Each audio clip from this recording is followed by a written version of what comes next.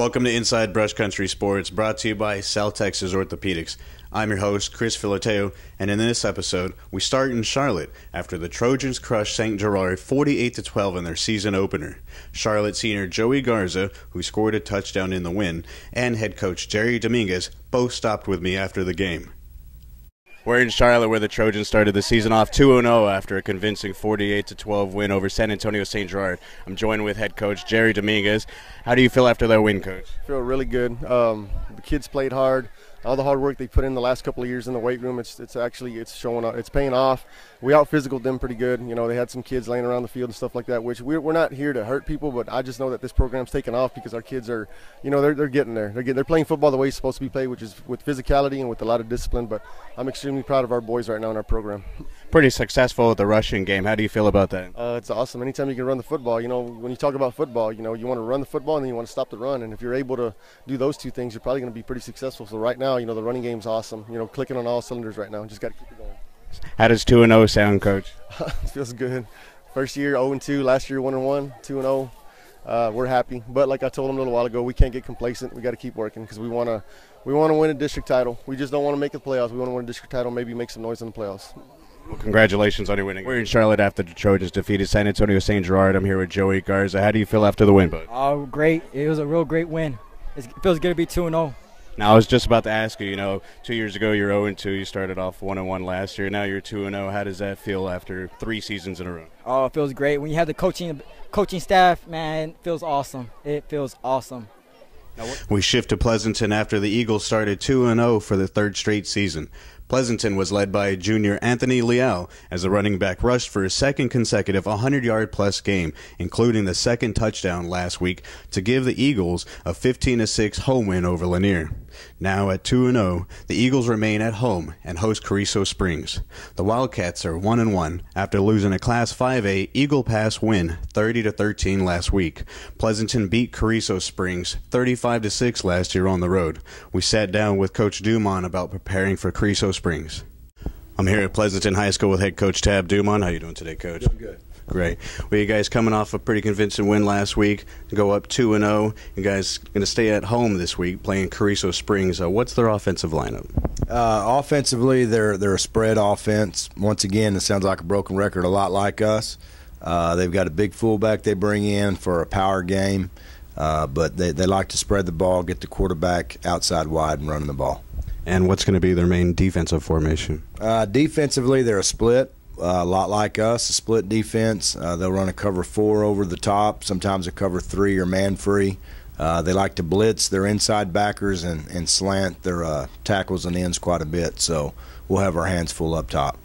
Now you're talking about their offensive formation being similar to y'all. That has to be an advantage for the defense, kind of scouting them so far. I think so. It's been a good week of practice because everybody kind of knew, what we were doing. Our defense was practicing against our offense and vice versa. So we've got some good looks this week.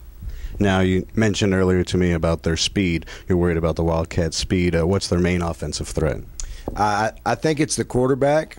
He throws a good ball. They run some play action where he gets out wide, and he'll just turn it up the field and run. So we're going to have to do a real good job of containing and taking proper angles because their overall team speed is a lot faster than us. Well, good luck on Friday. Next, Jerdington comes off a 20-14 loss to Hondo last week, but will refocus this week as the Tribe faces Dilly on the road.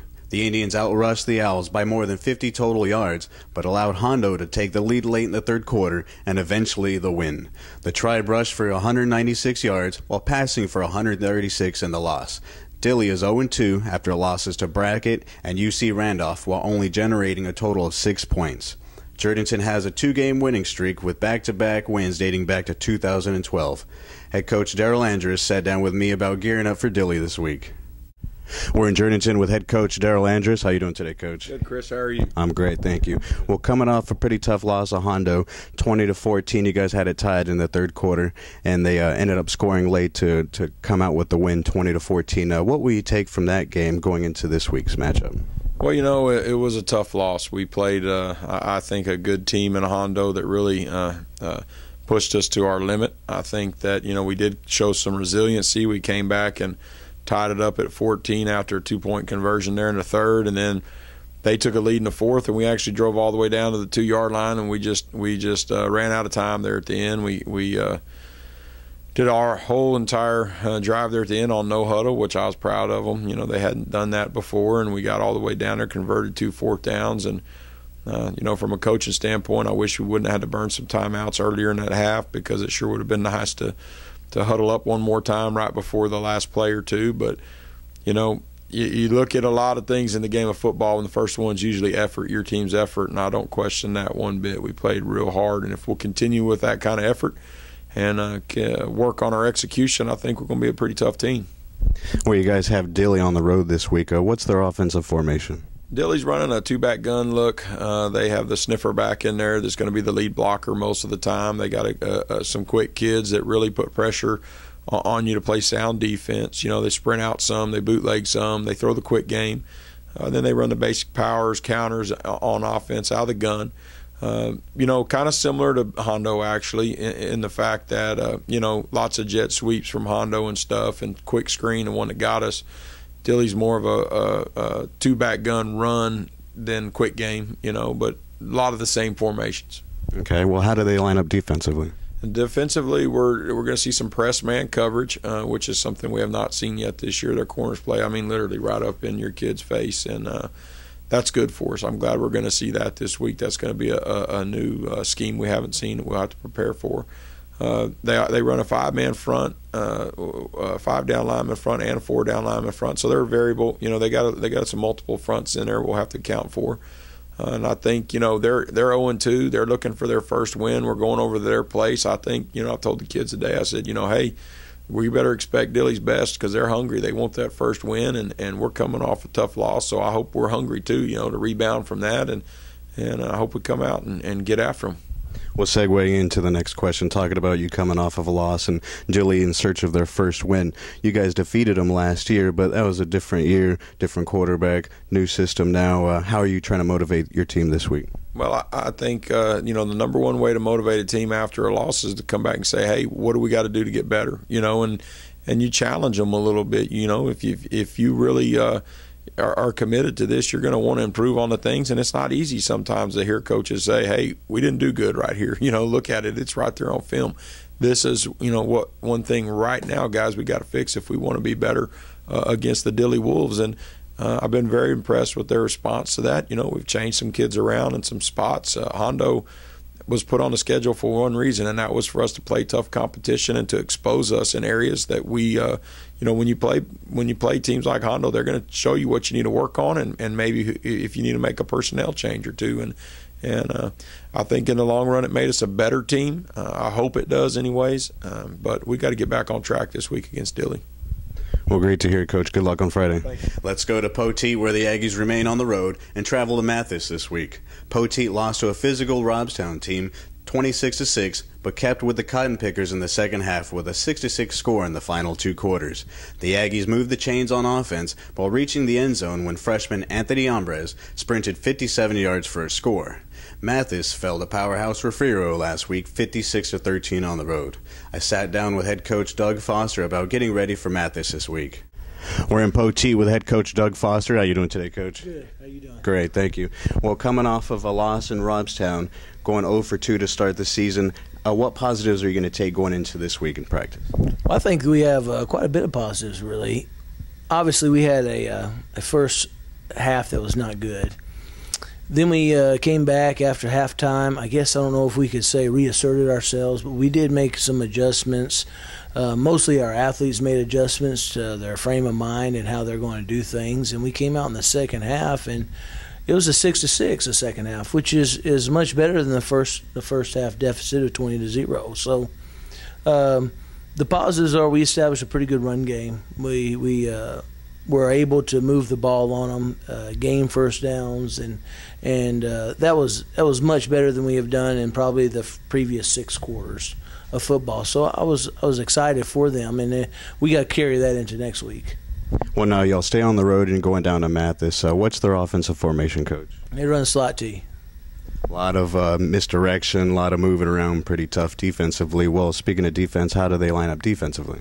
They run some 80, people call 4-2-5. They run a 50, like a 3-4. And so they're pretty multiple defensively. Now, talking about some positives in the last week's game, you were able to reach the end zone. What will you also work on in the rushing game in order to increase that? I think our biggest thing is our mental errors. You know, we did a pretty good job at times of moving the football, whether it be on the ground or in the air. But then we'll have little setbacks, maybe offsides, and that changes the play calling from maybe 2nd and 4 to now we're at 2nd and 9, which that considerably changes your play calling. And so we've talked to them about being consistent and eliminating those errors, so we put ourselves in a position to be successful. If we are consistently having a false start, or we consistently have to call timeouts because our formation is not correct, then we limit ourselves. And so we want to have that consistency. We know we're going to get up there, we're going to go on the snap count, vary the snap count, and be able to do those things as a varsity team. We'll be successful. And that will also make play calling easier, make us be able to achieve more first downs and move the ball. Now we move to Charlotte, where the Trojans are 2-0 after defeating San Antonio St. Gerard 48-12. Charlotte dominated the running game with Richard Blankenship leading the way with 227 yards with 3 touchdowns off of 11 carries. The Trojans tallied 413 rushing yards in the home victory. Charlotte now will travel to San Antonio to square off against Cole this week. The Cougars are 1-1 after beating St. Anthony's 33-6 last week. Well, Charlotte head coach Jerry Dominguez was under the weather this week, but we wish him luck against Cole. That's it for this episode of Inside Brush Country Sports, brought to you by South Texas Orthopedics. Don't forget to follow us on Twitter for the latest scores of your favorite area teams at PE1909. You can join the conversation at #MyBCSports. And don't forget to subscribe to our YouTube channel at the PE1909 for future episodes. We're also asking you to show us your game face on Friday nights. You can submit a photo of your game face by posting it on our Facebook page, tweeting us at PE1909, or tagging us on our Instagram. You must use the hashtag BCSGameFace in order to qualify. We will select one photo and feature it on our webcast each week. Thanks for watching, and signing off, I'm Chris Filateo.